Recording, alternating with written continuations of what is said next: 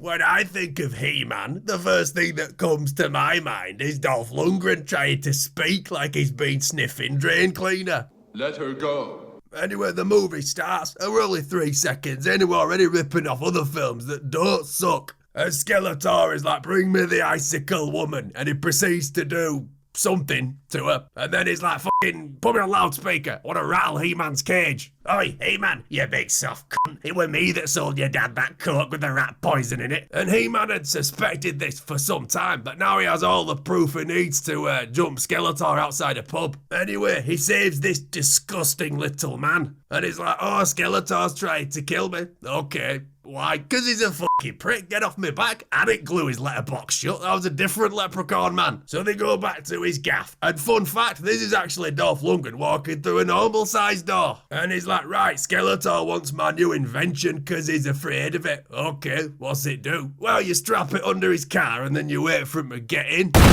So they get attacked, but they go through this secret passage. And this just leads them straight to where Skeletor is. So I'm not sure what the point of this was. And He-Man is like, let her go. No. And this guy's like, oh, quick, teleport away so He-Man can shag Courtney Cox. And they escape, and Skeletor is like, oh, fuck. That's the one thing I didn't want him to do. Anyway, they get teleported to this strange planet named Earth. And they're like, oh, look at him, he's drowning. Ain't that funny? And they're like, oh, we need that teleporting car bomb back. So here's an idea. Let's all run in a random direction in these woods. And then this guy's like, oh, I've got another idea on how we can get some food. Chicken claw. Huh. And I'm happy to see I'm not the only one who eats the bones as well. I'm a vegetarian. I don't eat animals. Yeah, no one fucking asked you, but, you know, thanks for that. Meanwhile, this soggy beta male dweeb is about to get dumped by Monica, but he's like, what's she gonna do? Leave me for literally the greatest man ever born? And Skeletor's pretty bummed out that He-Man escaped, but his boy's like, listen, I got an idea to track him down. Let's just put a guy on the corner of every street and just have him scream, where's He-Man? Look, we've already ripped off Star Wars once. Why don't we just do the scene where Vader gets all them bounty hunters together? Okay, who do we have? Well, I was thinking we send a Yeti and this goblin with a David Bowie mullet. What the f***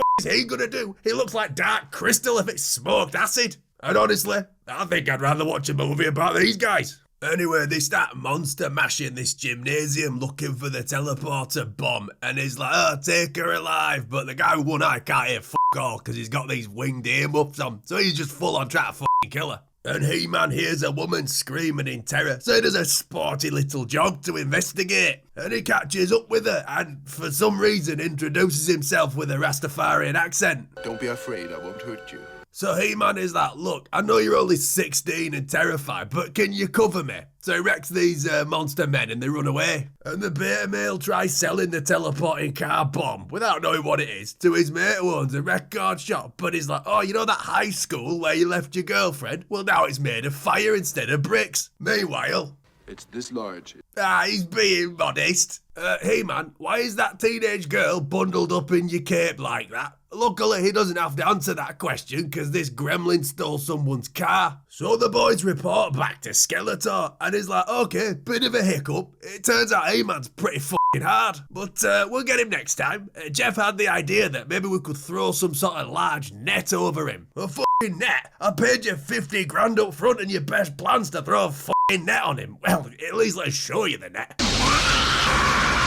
Anyway, this detective arrests Monica's pet beta, and the boys come back for another go at getting that device in a very impractical looking spaceship. And He-Man and the gang bust in, and this woman's like, oh, all clear. Oh, you can see into the attic from there, can you? And they find the beta with this thing round his neck that makes him tell the other idiots where the thing is. And the gremlin's like, bitch, better have my money. Then they go back to the record store to get the thing, and they start shooting, and the woman's like, oh yeah, I'm a badass me. I hold me gun like a TV remote. And this wizard lady dresses up like Monica's dead mother to steal the thing from her. Pretty fucked up. And then Skeletor comes to Earth on a parade float because he's a micromanaging wanker. And what city is this? It's 3 o'clock in the morning. Where are all the crackheads going through bins? Then the best part of the film happens.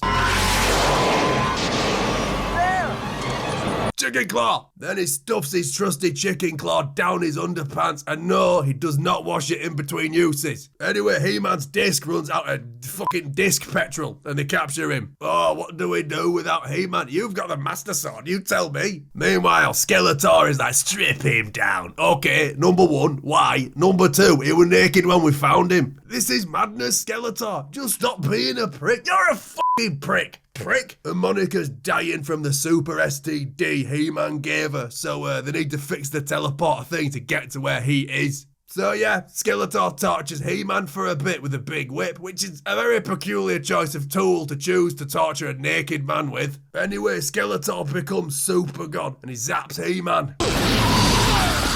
I mean, that wasn't that impressive. So yeah, they free He-Man and he just sort of runs past Skeletor. He just don't do nothing. He just watches him run past him and grab his sword. And he gets his sword back and he says the thing. And he gives him a little tap. There you go, Skeletor defeated. And afterwards, they're like, why have they put you in charge? Ah, well, I know to boil the water before I drink it and not to piss and shit in the same lake that I bathe in. I'm basically Einstein to these people.